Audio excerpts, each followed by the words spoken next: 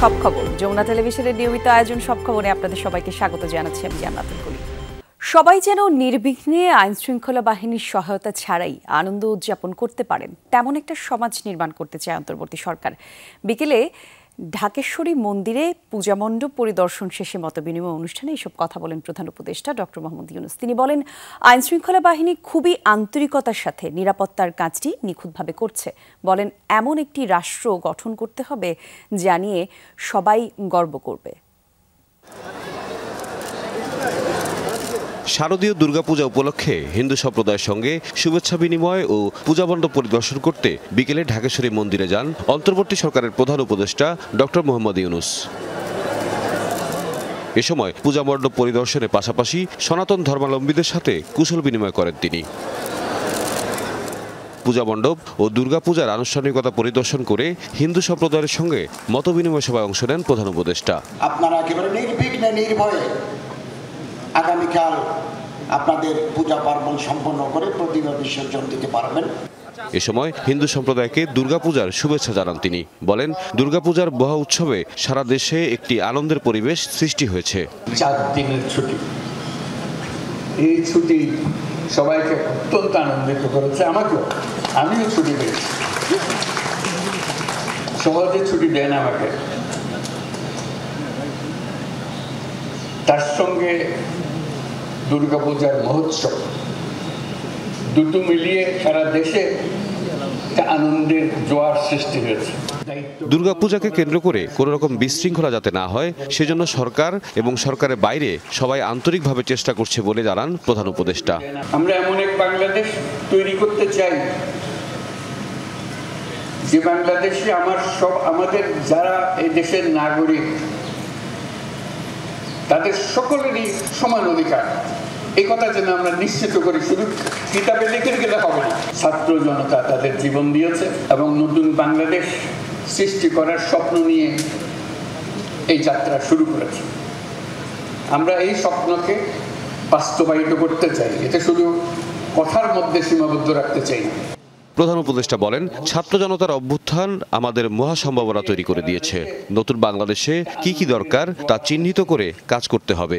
এমন এক সমাজ থেকে আমরা বেরিয়ে আসছি এই অভ্যুত্থানের মাধ্যমে, যেখানে সমস্ত অধিকার ছিল ছোট্ট একটা গোষ্ঠীর কাছে, আর বাকি মানুষের কোনো ক্ষমতা অধিকার ছিল না। আমরা সব অধিকার বঞ্চিত মানুষ ছিলাম। এই অভ্যুত্থান হঠাৎ করে সেটা পাল্টে ফেলল। যারা সমস্ত অধিকার নিয়ে বসেছিল, মানুষের সমস্ত অধিকার কেড়ে নিয়েছিল, তাদের থেকে দেশকে মুক্ত করেছে তারা। এখন এই অধিকার আমাদের সবার কাছে আসতে হবে। 3 মাস পরে কমিশন রূপরেখা দেবে, তখন জনগণ আবার সেই রূপরেখার উপর মতামত দেবে। নতুন একটি দেশ গড়ার এই সুযোগকে হাতছাড়া হতে না দেওয়ার আহ্বান জানান প্রধান উপদেষ্টা। আমাদের তরুণদের ভূমিকা সারা পৃথিবীর। তাওহিদ মিথুন, যমুনা নিউজ, ঢাকা। একসাথে 2 তিথি পড়ায় এবছর নবমী আর দশমীর আনুষ্ঠানিকতা পড়েছে একই দিনে। শাস্ত্রমতে আজ রাত ফুরালেই দেবী দুর্গা পিতৃলোক ত্যাগ করে ঘোড়ায় চড়ে ফিরে যাবেন কৈলাসে। প্রতিমা বিসর্জনের মধ্য দিয়ে শেষ হবে এবারের শারদীয় দুর্গোৎসবের আনুষ্ঠানিকতা।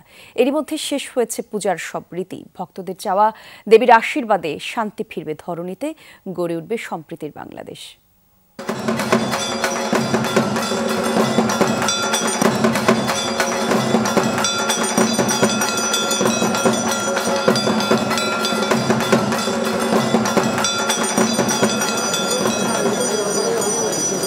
দেবী দুর্গা এসেছিলেন দোলায়। লক্ষ্মী, সরস্বতী, গণেশ আর কার্তিকের হাত ধরে মর্তে পদার্পণ করেছিলেন দেবী। ভক্তদের বন্দনা সিক্ত হয়ে সব অকল্যাণকে দূর করে আবারও তিনি ফিরছেন স্বামীগৃহ কৈলাসে। এবারের দুর্গাপূজায় নবমী ও দশমী পড়েছে একই দিনে, তাই শনিবার সকালের তিথিতে নবমী এবং 8টা 26 মিনিটের কল্পারম্ভে হয় দশমীর বিহিত পূজার আয়োজন। এরপর দর্পণ বিসর্জনের মাধ্যমে শেষ হয় শারদীয় দুর্গাপূজার রীতিনীতি। খুব সকালে উঠে আমরা নবমীর পূজা শুরু করেছি। এই নবমীর পূজা আমরা 9টা 20 মিনিট পর্যন্ত করতে পারতাম, আমাদের সুযোগ ছিল, কারণ দেবকার্য যেগুলো সেগুলো পূর্বাহ্নে প্রশস্ত থাকে, ফলে পূর্বাহ্নে আমরা কন্টিনিউ করেছি। এটা এই নবমীর পরপরই 6টা 14 মিনিট থেকে দশমী শুরু হয়েছে। পূজার আনুষ্ঠানিকতা শেষ হলেও প্রতিমার ভাসান হবে রোববার। মণ্ডপ থেকে দেবী প্রতিমা ভাসানো হবে জলে। সিঁদুরে মাখামাখি হবে মন্দিরের প্রাঙ্গণ। দেবী মাকে শেষ বিদায় জানিয়ে ভক্তদের হৃদয়েও তাই বাজছে বিদায়ের সুর। সিঁদুর খেলা যেটা সেটা আগামীকালই হবে। এখন তিথি অনুযায়ী যেহেতু করতেই হবে, সেই অনুযায়ী আমরা আজকে নবমী দশমী দুইটার পূজাই হবে। মায়ের কাছে প্রার্থনা করি সবার মঙ্গল হোক, সবার শুভতি হোক। দেশের সবাই মিলে যেন সারা বছর সুখে শান্তিতে থাকতে পারি। মন খারাপের কিছু নেই, কারণ দেবী দুর্গা তো সবসময় আমাদের সাথে আছে। অসাম্প্রদায়িক বাংলাদেশের যে স্বপ্ন আমরা দেখি সেটা যেন বাস্তবায়ন হয়। মা চলে যাবেন, একটু খারাপ তো লাগছেই। মা যেন দেশের এবং মানুষের মঙ্গল প্রার্থনা করে এবং বারবার যেন এমনি করে এসে সমস্ত অশুভ শক্তিকে সরিয়ে আবার শুভ শক্তি সামনে আনে। দুর্গাপূজা সনাতন ধর্মাবলম্বীদের সবচেয়ে বড় উৎসব। তবে এই উৎসবে ভেদাভেদ থাকে না কোনো। এই উৎসব বাঙালির। তাই তো অসাম্প্রদায়িক দেশ আর শান্তির প্রার্থনাই ছিল ভক্তদের কণ্ঠে। পূজা নিয়ে আজই দেবী ফিরে যাবেন কৈলাসে। তাই শেষ মুহূর্তে মায়ের কাছে যত আর্জি, যত প্রার্থনা, দেশ ও জাতির মঙ্গল হোক, সবাই মিলে অসাম্প্রদায়িক একটি দেশ হোক, সেটাই চান হিন্দু সম্প্রদায়ের সকলে। সুমাইয়া ঐশী, যমুনা নিউজ, ঢাকা। পূজা উদযাপনের খবর জানবো সহকর্মীদের কাছ থেকে। যাচ্ছি রাজধানীর জগন্নাথ হলের পূজা মণ্ডপে। সেখানে আছেন সহকর্মী আশিক মাহমুদ। আশিক, একটু জানাবেন মণ্ডপে ভক্ত অনুরাগীদের উপস্থিতি কেমন দেখছেন? এই সময় সাধারণত ভিড় একটু বেশি থাকে, আপনার পেছনে অনেক লোকজনও দেখতে পাচ্ছি। একটু জানাবেন সেখানকার অবস্থা, আর কখন নাগাদ ভাসান শুরু হবে সে বিষয়ে তথ্য থাকলেও জানাবেন। ধন্যবাদ। আসলে জগন্নাথ হলে এসে দেখছি একদম শেষ মুহূর্তের পূজার যে আনুষ্ঠানিকতা সেটা কিন্তু চলছে।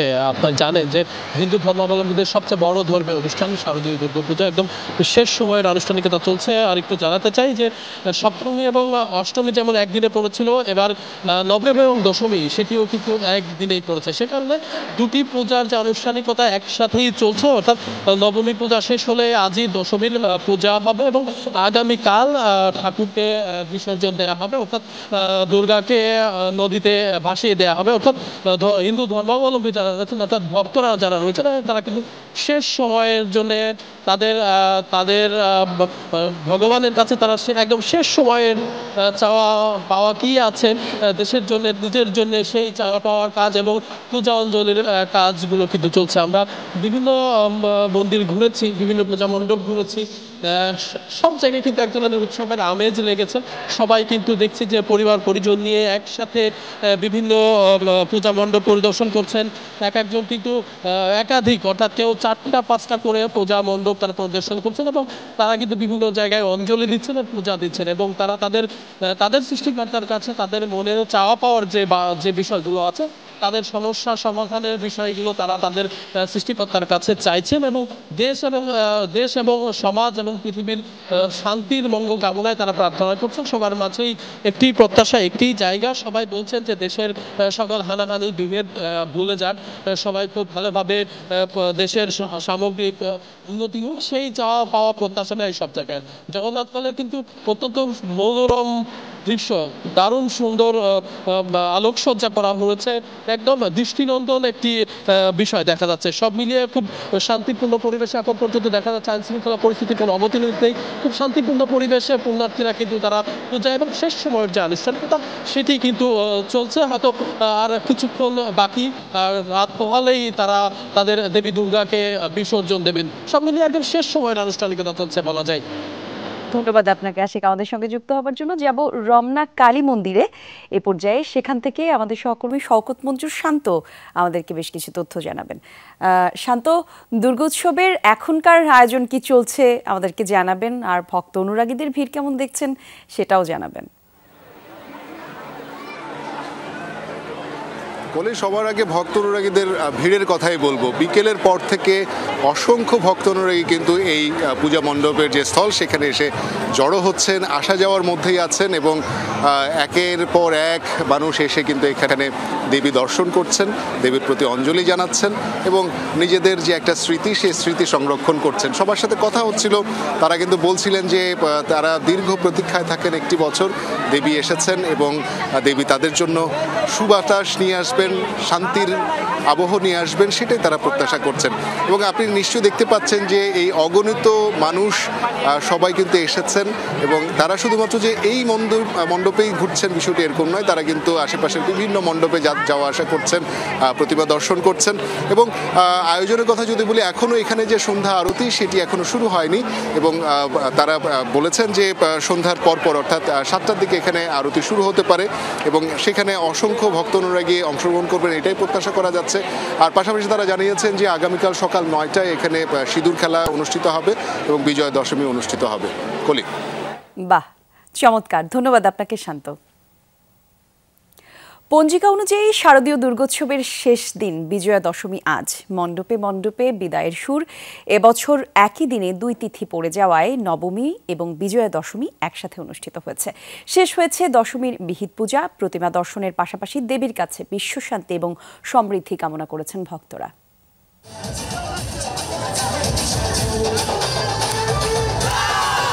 দেবীর প্রস্থান যেন বিষাদের না হয়, তাই নাচে গানে বিদায়ের প্রস্তুতি ভক্তকুলের। শুভ বিজয়া দশমীর মধ্য দিয়ে শেষ হচ্ছে হিন্দু সম্প্রদায়ের সবচেয়ে বড় ধর্মীয় উৎসব শারদীয় দুর্গাপূজার আনুষ্ঠানিকতা। 2 তিথি একই দিনে পড়ায় মহানবমী ও বিজয়া দশমীর আনুষ্ঠানিকতা চলছে মণ্ডপে মণ্ডপে। কালকে তিথি অনুযায়ী আপনার অষ্টমী আর সন্ধি একসাথে হয়েছে, তিথি অনুযায়ী নবমী আর দশমী একসাথে। প্রত্যেকবার পুজো শেষ হলেই তো মন খারাপ হয়, সেরকমই ফিলিংস। আর তার মধ্যে নবমী দশমী একসাথে, একটা দিন বেশি পাইতাম, সেটাও কম। বিজয়ার সকালে ঘট ও দর্পণ বিসর্জনের মধ্য দিয়ে বেজে ওঠে বিষাদের সুর। পঞ্জিকা অনুযায়ী সকাল 6টা 12 পর্যন্ত করা হয় নবমী পূজা। এরপরই বিজয়া দশমীর তিথি অনুযায়ী লগ্ন মেনে বিহিত পূজা আর দুর্গতি নাশিনীর পায়ে অঞ্জলি নিবেদন করা হয়। এরপর দেবীর পদধূলি ছুঁয়ে সিঁদুর খেলায় মাতেন ভক্তরা। আজকে আমাদের পুজোর বিজয়া হয়ে গেল। কয়দিন আমরা অনেক আনন্দ করি সবাই মিলে, ভালোই লাগছে। তার সাথে এটাও আনন্দ লাগছে, সবার জন্য আমরা প্রার্থনা করলাম, সিঁদুর খেলার মধ্য দিয়ে মঙ্গল কামনা করলাম। বিদায়ের মাধ্যমে মা দুর্গা যেন আমাদের সকল দুঃখ কষ্ট দূর করেন। মহাতত্ত্বময়ী মহাশক্তির কাছে মঙ্গল প্রার্থনা করেন ভক্তরা। বন্দনার এই 5 দিনে ভক্তের শুধু ভক্তি নয়, ভালোবাসাও পেয়েছেন দেবী দুর্গা। সবাই যেন স্বাচ্ছন্দ্যে থাকতে পারি, পাহারা চাই না। কিছু যেন দেশের সব পরিস্থিতি যেন ভালো হয়ে যায়, সবাই যেন সুন্দরভাবে আমাদের এই উৎসবটা যেন পালন করতে পারে, এটাই আমার আর কি মায়ের কাছে চাওয়া। আগামী বছর যেন মা আমাদেরকে এইভাবে এসে আমাদেরকে আবার আনন্দ দান করেন। পূজার আনুষ্ঠানিকতা শেষ হলেও বেশিরভাগ জায়গায় প্রতিমা ভাসান হবে রবিবার। শাস্ত্রমতে দেবী দুর্গা মর্তলোক ত্যাগ করে ঘটকে চড়ে ফিরবেন স্বামীগৃহ কৈলাসে। জারিন অর্নি, যমুনা নিউজ। ঢাকার বাইরে পূজা উদযাপনের খবর জানাবো এবার আপনাদের দর্শক। শুরুতেই যাচ্ছি খুলনাতে, সহকর্মী প্রবীর বিশ্বাস যোগ দেবেন। প্রবীর, নবমী এবং দশমী তিথি এবার একসাথে পড়েছে, জানাচ্ছিলাম বাকি সংবাদগুলোতে কি কি আনুষ্ঠানিকতা থাকছে, আর জানাবেন দর্শনার্থীরা এখন কেমন ভিড় জমাচ্ছেন। দর্শনার্থীরা ভিড় জমাতে শুরু করেছে কলি প্রতিটি মন্দির অঙ্গনে। যেহেতু পূজার বিহিত জিনিস সম্পন্ন হয়েছে, সে কারণে পূজার আনুষ্ঠানিকতা না থাকলেও শেষ সময়ে দেবী দর্শন, আলোকসজ্জা দর্শন, একই সাথে যে সমস্ত রং বেরঙের সুদৃশ্য প্যান্ডেল করা হয়েছে, ভক্তবৃন্দ যারা রয়েছে, দর্শনার্থী তারা রয়েছে, তারা কিন্তু সেইগুলোই এখন দেখতে পাচ্ছেন। আমরা যেখানটিতে রয়েছি সেটা হচ্ছে খুলনা বড়বাজার পূজা মন্দির এবং এটি একটি পুরাতন মন্দির। মন্দিরের 94তম শারদীয় দুর্গোৎসব এবার অনুষ্ঠিত হলো। সকালবেলা নবমী তিথি সামান্য অংশ পেয়েছিল আজকের দিনে, তারপরে দশমী তিথি। সে কারণে কোনো জায়গায় গতকাল নবমী পূজা সম্পন্ন হয়েছে, কোনো জায়গায় আজ সম্পন্ন হয়েছে। তবে দশমী পূজার মধ্য দিয়ে পূজার আনুষ্ঠানিকতা এবং এরপর ঘাট বিসর্জন সেটিও সম্পন্ন করে দেবীকে এক ধরনের ঘটের উপর বিসর্জন দেওয়া হয়েছে। শুধুমাত্র তার যে নিরঞ্জনের পালাটা সেটি বাকি আছে। আমরা যদি একটু দর্শনার্থীদের কথা বলি, পূজা কেমন কাটলো এবার আপনাদের? পূজা ভালো কেটেছে এবং সুন্দরভাবে আমাদের যে ঘোরাফেরা সেটা হয়েছে এবং শান্তি শৃঙ্খলা সকল কিছুই বজায় ছিল, সুন্দরভাবে ছিল সব কিছু। অনেক ধন্যবাদ আপনাকে। আমরা যদি প্যান্ডেলটা দেখাই, যে একটি সুউচ্চ সুন্দর প্যান্ডেল এবং আশেপাশে কয়েকটি ভালো প্যান্ডেল রয়েছে, সব প্যান্ডেলগুলো দর্শনার্থীদের ভিড় রয়েছে এবং যত রাত হবে গভীর রাত পর্যন্ত খুলনার মানুষ দেবী দর্শন করতে এবং আলোকসজ্জা সহ অন্যান্য জিনিসগুলো দেখতে পছন্দ করে। যারা সকালবেলা পূজা সম্পন্ন করেছে তাদের সঙ্গে কথা হয়েছে, বিরহের সুর। দেবী চলে যাবেন মর্তলোক ছেড়ে স্বর্গলোকে, আবার আসবেন একটি বছর পরে। সেই দিনের জন্য আবার অপেক্ষা করতে হবে ভক্তদের একটি বছর। তবে একটি বছরের জন্য তার আশীর্বাদ চেয়ে রেখেছেন, নিজেরা ভালো থাকবেন, এই দেশ ভালো থাকবে, এই দেশের অর্থনৈতিক সম্পদ সব কিছু বৃদ্ধি পাবে এবং সকলে মিলেমিশে দেশ গড়বে, এমনটি দেবীর ভক্তকুল যারা রয়েছে দেবীর কাছ থেকে আশীর্বাদ গ্রহণ করেছেন। কলি। চমৎকার, ধন্যবাদ আপনাকে প্রবীর। দর্শক, এ পর্যায়ে একটু সিলেটে যাব, সেখানকার পুজো উদযাপনের খবর আপনাদেরকে আমরা জানাবো। সহকর্মী নাবিল হোসেন আমাদের সঙ্গে যোগ দেবেন। নাবিল, একটু জানাবেন সিলেটে মণ্ডপে মণ্ডপে ভিড় কেমন? প্রত্যেক সহকর্মীর কাছ থেকে এই খবর জানলাম, কারণ দুর্গাপূজার একদম শেষ সময় আমরা এসেছি। কেমন চলছে বিসর্জনের প্রস্তুতি, সে বিষয়েও জানাবেন। কলি, অন্যান্য সহকর্মীরা যেমনটি জানিয়েছেন, সিলেটে আসলে পরিস্থিতি তার ভিন্ন নয়। অর্থাৎ প্রতিটি মণ্ডপে আমরা যেটি দেখেছি যে পুণ্যার্থী যারা আছেন, দর্শনার্থী যারা আছেন, তাদের ভিড় কিন্তু চোখে পড়ার মতো। তার মূল কারণ যেহেতু একবারই শেষ পর্যায়ে আগামীকাল প্রতিমা বিসর্জন হবে, ইতিমধ্যে বিভিন্ন মণ্ডপে আসলে যে ঘট ছিল সেই ঘটও বিসর্জন হয়ে গেছে। ফলে শেষবারের মতো মাকে একবার দেখা, সেই সুযোগটুকু আসলে কেউ মিস করতে চাচ্ছে না। প্রত্যেকেই যে মণ্ডপগুলো, সেই মণ্ডপগুলোতে ভিড় করছেন। তারা চাচ্ছেন যে সেই মণ্ডপগুলোতে তারা যাতে শেষবার মতো মাকে দেখতে পান, সেই চেষ্টাটুকু, সেই আনন্দটুকু আসলে সবাই গ্রহণ করছেন। আর প্রতিমা বিসর্জনের যে প্রস্তুতি, সেটি আগামীকাল বিকেলের দিকে দুপুর 2টার পর সিলেটের চাঁদনী ঘাটে মূলত প্রতিমা বিসর্জন হবে। সিলেটের জেলার যে 593টি পূজা মণ্ডপ আছে, সেই পূজা মণ্ডপগুলোতে মূলত তারা সেই প্রতিবারের মতো আসলে প্রতিমা বিসর্জন হবে। তার আগে আজ শেষবারের মতো প্রতিটা মণ্ডপে আমরা যে ভিড়টা দেখছি সেটি আসলে চোখে পড়ার মতো। প্রত্যেকটা মণ্ডপে এইভাবে পরিবার পরিজন নিয়ে, বন্ধু বান্ধব নিয়ে, প্রিয়জন নিয়ে মানুষজন আসছেন, মণ্ডপগুলো ঘুরে দেখছেন। বিভিন্ন দর্শনীয় স্থান যেগুলো আছে সিলেটে, সেগুলো তো আসলে উপচে পড়া ভিড় মণ্ডপের পাশাপাশি। অর্থাৎ আনন্দ আয়োজন যেগুলো আছে সেগুলো একদম শেষ মুহূর্তের আনন্দ আয়োজনটুকু আমাদের চোখে পড়ছে এবং পাশাপাশি মণ্ডপগুলিতে বিষাদের সুরও কিন্তু রয়েছে। কারণ আর মানে 1 বছর অপেক্ষা করার পরেই যে পূজার সময়টা আসে, ফলে ভক্ত পুণ্যার্থীদের মধ্যে সেই বিষাদের সুরটুকু আমরা দেখেছি। তবে এই মুহূর্তে আসলে কোনো আনুষ্ঠানিকতা নেই। দশমীর পূজাও আসলে আজকে সকালে হয়ে গেছে, ফলে এই মুহূর্তে শুধুই আনন্দ এবং বিষাদের যে বিষয়টি, সেটি সম্মিলন আমরা দেখছি পূজা মণ্ডপগুলোতে। ধন্যবাদ আপনাকে নাবিল। বিসর্জনের রুট, ঘাট আর মণ্ডপে বিশেষ নিরাপত্তা ব্যবস্থা নেওয়া হবে জানিয়েছেন পুলিশ মহাপরিদর্শক ময়নুল ইসলাম। দুপুরে রাজধানীর রামকৃষ্ণ মিশনে পূজা মণ্ডপ পরিদর্শন শেষে তিনি বলেন, সবার অধিকার নিশ্চিত করতে কাজ করছে পুলিশ, আর সম্প্রীতি বজায় রেখে দেশকে এগিয়ে নেওয়ার কথাও জানিয়েছেন আইজিপি। এ সময় তিনি জানান, চাঁদাবাজি, সন্ত্রাসী কার্যকলাপের সাথে জড়িত অপরাধী যেই হোক আইনের আওতায় আনা হবে। ছিনতাই, মাদক, চাঁদাবাজি এবং ট্রাফিক ব্যবস্থাপনা নিয়ে পূজার পর শুরু হবে সাঁড়াশি অভিযান। কোনো অতৎপরতা, সন্ত্রাসী, চাঁদাবাজির তথ্য থাকলে পুলিশকে জানানোর আহ্বান জানান তিনি।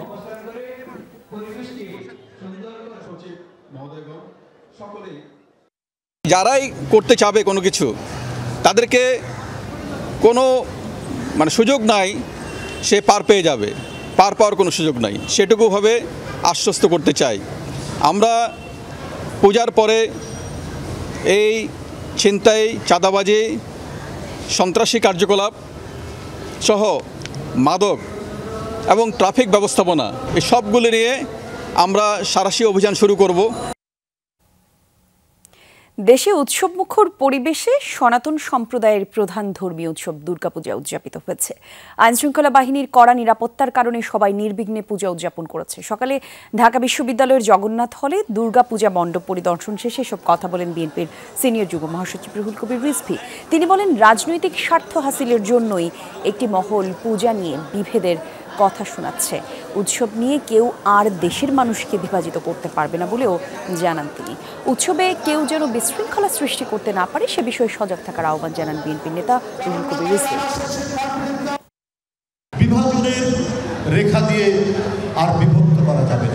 অনেক হয়েছে, অনেক করেছে। শুধুমাত্র নিজের স্বার্থকে, শুধুমাত্র কর্তৃত্ববাদী শাসককে দীর্ঘায়িত করার জন্য ওরা জঙ্গি, ওরা সাম্প্রদায়িক, ওরা এই ওরা সেই এইভাবে বলে বলে সমাজের মধ্যে এক ভয়ঙ্কর রকমের যে বিভেদ রেখা তৈরি করা হয়েছিল, সেই বিভেদ রেখা আর থাকবে না।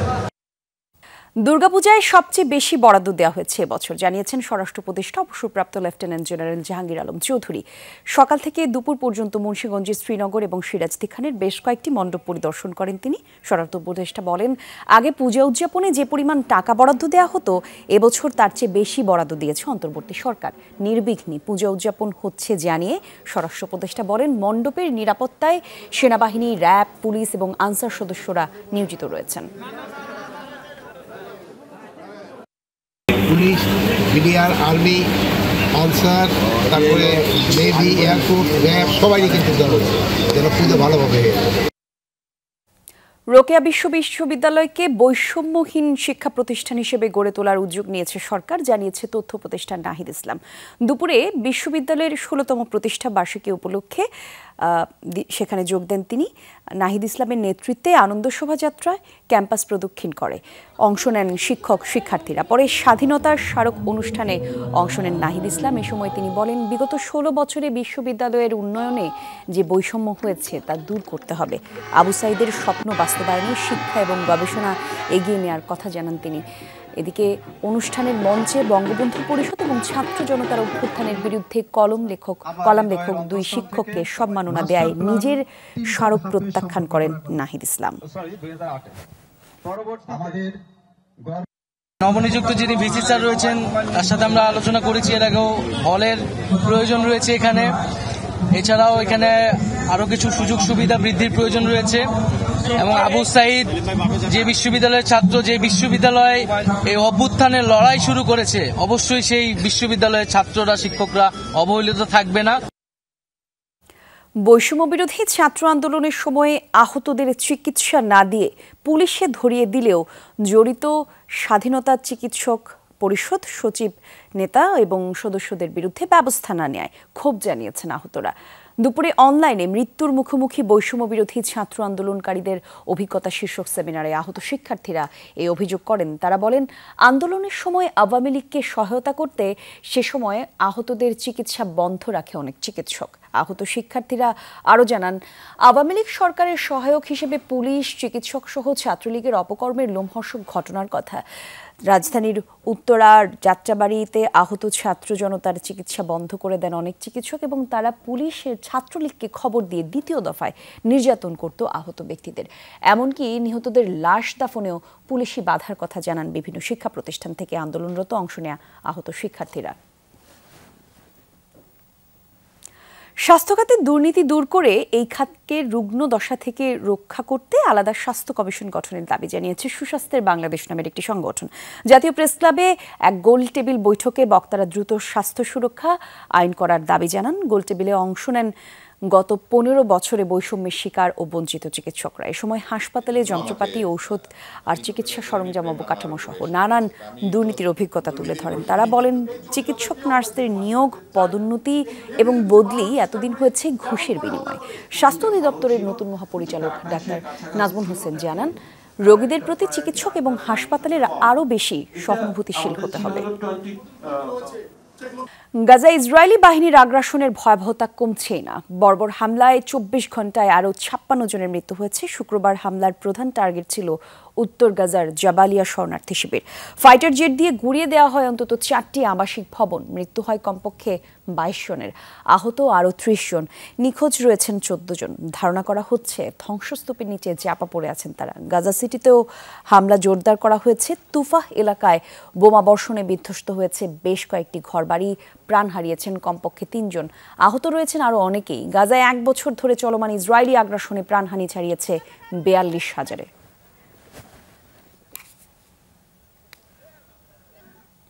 লেবাননে ৪৮ ঘন্টার মধ্যে দ্বিতীয়বারের মতো ইসরায়েলি হামলার শিকার জাতিসংঘের শান্তিরক্ষী বাহিনী। এক বিবৃতিতে শান্তিরক্ষী বাহিনী জানায়, দক্ষিণ লেবাননে তাদের হেডকোয়ার্টার লক্ষ্য করে ছোড়া হয় বোমা। শুক্রবার একসাথে 2টি বিস্ফোরণের ঘটনা ঘটেছে, এতে শান্তিরক্ষী বাহিনীর অন্তত 2 সদস্য আহত হয়েছে। এছাড়া বুলডোজার দিয়ে হেডকোয়ার্টারের বেশ কয়েকটি দেয়াল ভেঙে দেওয়ার অভিযোগ উঠেছে। এর আগে বৃহস্পতিবার ইউনিফিলের সদস্যদের উপর হামলার অভিযোগ তোলে জাতিসংঘ। আহত হয় বেশ কয়েকজন। 1978 সাল থেকে লেবাননে মোতায়েন রয়েছে বিশ্বের অর্ধশত দেশের 10,000 শান্তিরক্ষী। ইসরায়েলি ভ্রমণে নিষেধাজ্ঞার জেরে জাতিসংঘের মহাসচিব অ্যান্তনিও গুতেরেসকে সমর্থন জানিয়ে বিবৃতি দিয়েছে 100-র বেশি দেশ। তেল আবিবের সিদ্ধান্তের গভীর উদ্বেগ প্রকাশ করেছে দেশগুলো। বিবৃতিতে গুতেরেসের ওপর ইসরায়েলি ভ্রমণের নিষেধাজ্ঞার নিন্দা জানিয়েছে ব্রাজিল, চিলি, কলম্বিয়া, দক্ষিণ আফ্রিকা, ইন্দোনেশিয়া, স্পেন এবং মেক্সিকো সহ আরও 105টি দেশ। দাবি, এমন পদক্ষেপ জাতিসংঘের ম্যান্ডেট বাস্তবায়নের পরিপন্থী, যা সংঘাত দমনে মানবিক সহায়তা পথ বন্ধ করে দিতে পারে। এর আগে গত সপ্তাহে ইসরায়েলি প্রবেশে জাতিসংঘ মহাসচিবের ওপর নিষেধাজ্ঞা দেয় দেশটির পররাষ্ট্রমন্ত্রী।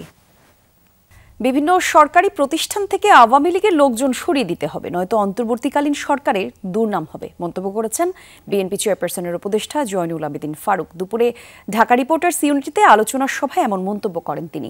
বাজার সিন্ডিকেট থাকায় কঠোর সমালোচনা করে তিনি বলেন, আওয়ামী লীগের দুর্নীতিবাজরা এখনও দেশে আছে, তারাই অস্থিরতা চালাচ্ছে। এ সময়ে তিনি অন্তর্বর্তী সরকারকে নির্বাচন নিয়ে আরও স্পষ্ট নির্দেশনা দেওয়ার আহ্বান জানান। ভোটের আগ পর্যন্ত এই সরকারের প্রতি সমর্থনও জানান বিএনপির এই নেতা। সাংবিধানিক প্রতিষ্ঠান থেকে আওয়ামী লীগের প্রেতাত্মারা এখনো বাইর না করতে পারেন, তাহলে আপনাদের সুনাম নিশ্চয়ই নষ্ট হয়ে যাবে। সেটার দিকে আপনাকে নজর অবশ্যই রাখতে হবে। তাই আছি, থাকবো। একটি বেসরকারি স্যাটেলাইট চ্যানেলের কর্মী তানজিল জাহান তামিমের হত্যাকারীদের দ্রুত বিচারের দাবি জানিয়েছেন স্বজনরা।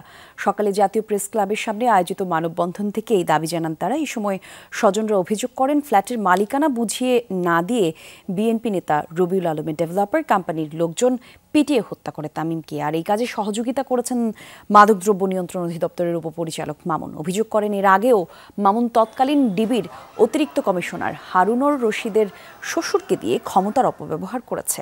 মানববন্ধন থেকে দ্রুত অপরাধীদের বিচারের দাবি জানানো হয়। নিজ ঘরে নিরাপত্তা না পেলে সাধারণ মানুষ কোথায় নিরাপত্তা পাবেন, এমন প্রশ্নও রাখেন স্বজনরা। আমি ছেলেকে হাসপাতালে পাঠালাম বড় ছেলে দিয়ে, আর হাসপাতালে পৌঁছার পর আমার ছেলে আমাদের চলে গেল। আইন উপদেষ্টা নজরুল সাহেব, ডক্টর উপদেষ্টা মন্ডলী, সবার কাছে আমি আমার বাচ্চার হত্যার বিচার চাই। বিভিন্ন সময় বিভিন্নভাবে আমাদেরকে হেনস্থা করেছে, বিভিন্ন সময় বিভিন্নভাবে আমাদেরকে ভয় ভীতি দেখিয়েছে।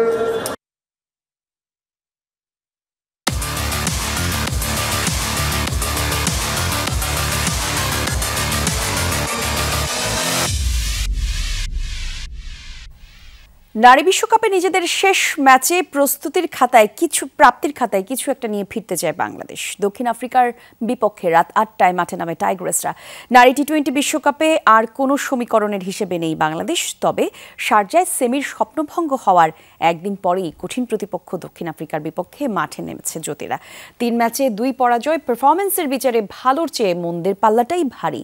টাইগ্রেস ক্যাপ্টেন জ্যোতিও বলেছেন, সব প্লেয়ারদের নিজেদের নিয়ে আরও ভাবতে হবে, নিজেদের দুর্বলতাগুলো মাথায় রাখতে হবে। ঘাটতি আছে সামর্থ্যে, অভাব আছে শক্ত মানসিকতার। তবে সব কিছুকে ছাপিয়ে প্রবাসীদের ভালোবাসায় মুগ্ধ জ্যোতিরা। ম্যাচটি নিয়ে আরও বিস্তারিত জানাতে দুবাই থেকে আমাদের সহকর্মী রঞ্জন শান্ত এই মুহূর্তে আমাদের সঙ্গে যুক্ত হচ্ছেন। শান্ত, একটু জানাবেন, আজই তো বিশ্বকাপ মিশনের শেষ দিন, তো দুবাইতে টাইগ্রেসদের মিশন কি হতে পারে আজ? ধন্যবাদ। মিশন আজ অবশ্যই জয়ের হবে, জিততে চাইবে বাংলাদেশ দল স্বাভাবিকভাবেই। তবে যে প্রতিপক্ষের সঙ্গে বাংলাদেশ আজকে দুবাইয়ে মাঠে নামবে, সেই প্রতিপক্ষ খুবই শক্ত প্রতিপক্ষ। এই গ্রুপের বলা যায় সবচেয়ে শক্তিশালী দল বললে ভুল হবে না। তারা যেভাবে ডমিনেট করেছে শুরু থেকে, যে উইন্ডিজের কাছে বাংলাদেশ আসলে হেরেছে গত ম্যাচটায়, তাদেরকেই তারা বড় ব্যবধান হারিয়ে দিয়েছিল এই প্রোটিয়ারা। যদি এই মাঠটায় ভালো ব্যাট করা যায়, এখানে সেই দুর্বলতা ব্যাটিং এর কাটিয়ে উঠতে পারে জ্যোতির দল। এবং যেহেতু নির্ভার, মানে এখন আর সমীকরণের হিসেব নেই বাংলাদেশ দলের। হারলেও হয়তো খুব একটা আর তেমন কিছু হিসেবের মধ্যে যেহেতু নেই, সেই প্রেশারলেস ক্রিকেটটা সেই হিসেব না থাকার কারণে খেলতে পারে বাংলাদেশ দল। এবং শেষটা জ্যোতি যেমনটা বলছিলেন যে কিছু একটা প্রাপ্তির খাতায় নিয়ে ফিরতে চান, সেই সুযোগ বা সম্ভাবনা রয়েছে যদি টস জিতে বাংলাদেশ দল তাদের পছন্দ মতো ফিল্ডিং বা ব্যাটিং তারা নিতে পারে এবং একটা ভালো রান টার্গেট দিতে পারে প্রতিপক্ষকে। বোলাররা কিন্তু ভালো করছে এবং দুবাইও ভালো করবে সেই প্রত্যাশা। সব মিলিয়ে টিম চলে এসছে মাঠে এবং একটা জয় নিয়েই তারা ফিরতে চায়, তাদের জন্য শুভকামনা থাকবে। সিরিজের শেষ টি-20তে আজ সন্ধ্যা 7:30টায় ভারতের মুখোমুখি হবে বাংলাদেশ। হায়দ্রাবাদে সিরিজটি কভার করছেন সহকর্মী হাসিনুর রহমান। হাসিনুর, একটু জানাবেন মাহমুদুল্লাহ রিয়াজের আজ শেষ বিদায়ী ম্যাচ, বিশেষ কোনো আয়োজন থাকছে কিনা এই বিষয়টি ঘিরে? হ্যাঁ, অবশ্যই বিশেষ আয়োজনটা হয়ে গেছে কিছুক্ষণ আগে। এখন থেকে 5 থেকে 10 মিনিট আগে মাহমুদুল্লাহ রিয়াদকে তার সতীর্থরা একটা প্রেস দিয়ে সংবর্ধনা দিয়েছে। মাঠের মাঝখানে ম্যাচ শুরুর আগে যে ওয়ার্ম আপ চলছিল বাংলাদেশ দলের, সেই সময় সতীর্থরা বাংলাদেশ দলের স্কোয়াডের সদস্য কোচিং স্টাফরা গোল হয়ে মাহমুদুল্লাহ রিয়াদকে হাততালি দিয়ে করতালি দিয়ে সংবর্ধনা দিয়েছেন এবং তিনি তাকে একটা দলের পক্ষ থেকে একটা ক্রেস্ট দেওয়া হয়েছে। ক্রেস্ট দেওয়ার পর দলের হেড কোচ অধিনায়ক নাজমুল হোসেন শান্ত সহ তামিম ইকবাল, যিনি কিনা কমেন্ট্রি করতে এই মুহূর্তে আছেন, এই তিনজন মাহমুদুল্লাহ তিনি একটা স্পিচ দিয়েছেন। আমরা দেখেছি প্রেস বক্সে বসে কি বলেছেন সেটা শোনা সম্ভব হয়নি, কিন্তু অবশ্যই তার প্রশংসায় নিশ্চয়ই করেছেন। তার বোলিং ক্যারিয়ারের যাত্রাটা হয়তো তার অবদানটা যতটুকু তিনি কন্ট্রিবিউট করতে পেরেছেন সেটা স্মরণ করেছেন এবং সবাই করতালি দিয়ে রিয়াদকে বরণ করেছেন এবং তাকে ক্রেস্ট দেওয়ার পর তার সতীর্থরা সবাই তার সঙ্গে ছবি তুলেছেন। সেই মুহূর্তটাকে ক্যামেরা বন্দি করে স্মরণীয় রাখার চেষ্টা করেছেন। তো মাহমুদুল্লাহ রিয়াদকে এইটাই সংবর্ধনা দেওয়া হয়েছে ম্যাচের আগ মুহূর্তে। এবং আরেকটি বিষয়, এই মুহূর্তে হায়দ্রাবাদে হালকা বৃষ্টি হচ্ছে, তবে এমন নয় যে প্রচন্ড বৃষ্টি বা ম্যাচ ধরতে দেওয়ার সম্ভাবনা। গতকালকে থেকে এখানে পাসিং শাওয়ার হচ্ছে, এই জন্য আসলে আমি ইনডোরে রয়েছে। কিছুক্ষণ বৃষ্টি হচ্ছে, 5-10 মিনিট আবার থেমে যাচ্ছে। হালকা আবহাওয়ার পূর্বাভাস বলছে এতে ম্যাচ বন্ধ হওয়ার কোনো কিন্তু সম্ভাবনা নেই। তো এই ছিল আমার কাছে সবচেয়ে সম্ভব। ধন্যবাদ আপনাকে হাসিনুর। জমি নিয়ে বিরোধের জেরে মেহেরপুরে বোন সহ 2জনকে হত্যার অভিযোগ উঠেছে ভাইয়ের বিরুদ্ধে। সকালে গাংনীর শানঘাট গ্রামে এই ঘটনা ঘটে। স্থানীয়রা জানায় জমি নিয়ে মহিবুল ইসলামের সাথে তার ভাই বোনদের বিরোধ দীর্ঘদিনের। আজ অমীমাংসিত একটি পুকুরে মাছ ছাড়তে এসেছিলেন 2 বোন জোছনা এবং শামীমা খাতুন, একই সাথে ছোট ভাই জাহিদ ইসলাম ও তার স্ত্রী জাকিয়া। পরে মহিবুল তাদের সাথে মীমাংসায় বসেন। একসময় বাগবিতণ্ডায় ক্ষিপ্ত হয়ে মহিবুল ধারালো রামদা দিয়ে তাদের উপর হামলা করে আর ঘটনাস্থলেই মারা যায় বোন জোছনা এবং ছোট ভাইয়ের স্ত্রী জাকিয়া। স্থানীয়রা বাকিদেরকে উদ্ধার করে হাসপাতালে নিয়ে যায় পলাতক অভিযুক্ত মহিবুল। নিত্যপণ্যের বাজার নিয়ন্ত্রণে আজও বিভিন্ন স্থানে অভিযান চালিয়েছে টাস্কফোর্স কমিটি। দুপুরে লক্ষ্মীপুর শহরের বিভিন্ন কাঁচা বাজারে জেলা প্রশাসন, ভোক্তা অধিকার বণিক সমিতি এবং পৌরসভার যৌথ উদ্যোগে অভিযান পরিচালিত হয়। ভোজ্য তেলের দাম বেশি রাখা এবং ওজনে কম দেয়ায় অভিযোগে 2টি প্রতিষ্ঠানকে 35,000 টাকা করে জরিমানা করা হয়েছে। অতিরিক্ত জেলা প্রশাসক বলেন, পণ্যের অতিরিক্ত দাম আদায় করলে কিংবা ওজনে কম দিলে কঠোর ব্যবস্থা নেওয়া হবে। এদিকে মাদারীপুরে পাইকারি ডিমের আড়তে অভিযান চালিয়েছে জেলা প্রশাসন। মূল্য তালিকা না থাকায় বাজারে শহরের পুরান বাজারে 4 দোকানিকে 20,000 টাকা জরিমানা করা হয়। ভারতের তামিলনাড়ু রাজ্যে পণ্যবাহী ট্রেনকে ধাক্কা দিয়েছে উচ্চগতি সম্পন্ন একটি যাত্রীবাহী ট্রেন। এতে ক্ষতিগ্রস্ত হয় যাত্রীবাহী ট্রেনের 12 থেকে 13টি কোচ। শুক্রবার রাতে এই ঘটনা ঘটে। ভারতের রেল বোর্ড জানায়, দুর্ঘটনার পর একটি কামরায় আগুন ধরে যায় এবং এতে করে বেশ কয়েকজন আহত হন। দুর্ঘটনার পরপরই ঘটনাস্থলে পৌঁছায় অন্তত 20টি অ্যাম্বুলেন্স। আহতদের অনেকেই চেন্নাই সরকারি স্ট্যানলি মেডিকেল কলেজ হাসপাতালে ভর্তি। তবে এই ঘটনায় নিহতদের কোনো তথ্য পাওয়া যায়নি। প্রত্যক্ষদর্শীরা জানায়, পণ্যবাহী ট্রেনটি স্টেশনে দাঁড়িয়েছিল। এ সময় মহীশূর থেকে বিহারের দ্বারভাঙাগামী বাগমতী এক্সপ্রেস দাঁড়িয়ে থাকা পণ্যবাহী ট্রেনটিকে ধাক্কা দেয়।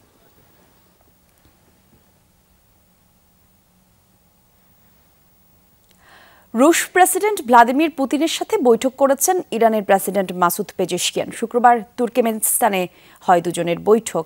আর দুই দেশের অর্থনৈতিক সম্পর্ক জোরদারের পাশাপাশি চলমান বিভিন্ন ইস্যুতে মতবিনিময় করেন তারা।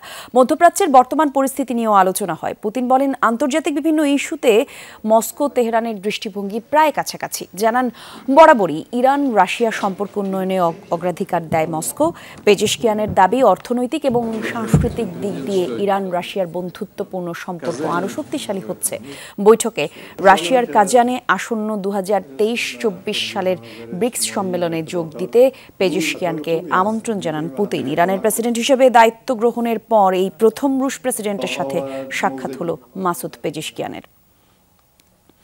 আর এই ছিল আজকের সব খবরের আয়োজনে। এতক্ষণ সঙ্গে থাকার জন্য ধন্যবাদ আপনাদের সবাই।